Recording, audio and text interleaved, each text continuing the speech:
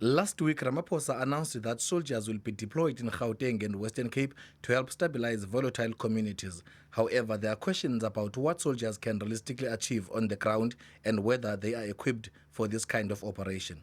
The announcement by the President to deploy our soldiers in the streets against our own citizens can never be supported and condoned in a constitutional democracy like ours.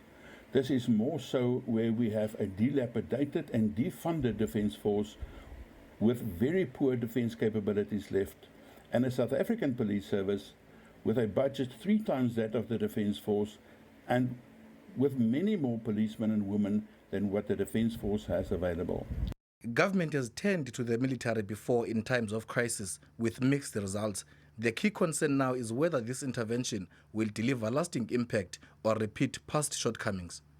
This deployment in support of the South African Police Service is a strong indication of a serious structural challenge and deficit and a decay within the police service capabilities and their commitment.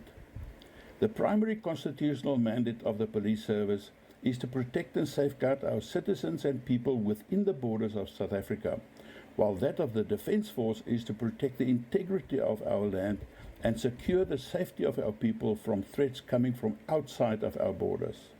The primary training objectives of our soldiers is not to do policing work within our borders, while they can assist on a very short term and with a very specific in and out mandate and objectives. But beyond operational challenges, there are growing concerns about the risks of deploying soldiers in civilian spaces and what this means for communities already living in fear. If not, it can give the impression of a more militarized state, which is devastating for our democracy and for investors' confidence.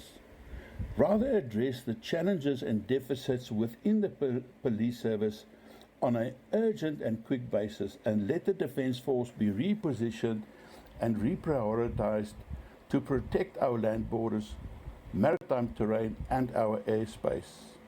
We need strong and decisive political and operational leadership and an adequate budget to support such a new Defence Force prioritized strategy. As MPs head into the SONA debate on Tuesday, stakeholders on defense say deployment of soldiers is set to become a major flashpoint. They say it will test whether government's tough talk on crime is matched by a clear strategy, firm timelines, and a credible plan to dismantle gangs for good. Mkokeli Bandla, SABC News, Parliament.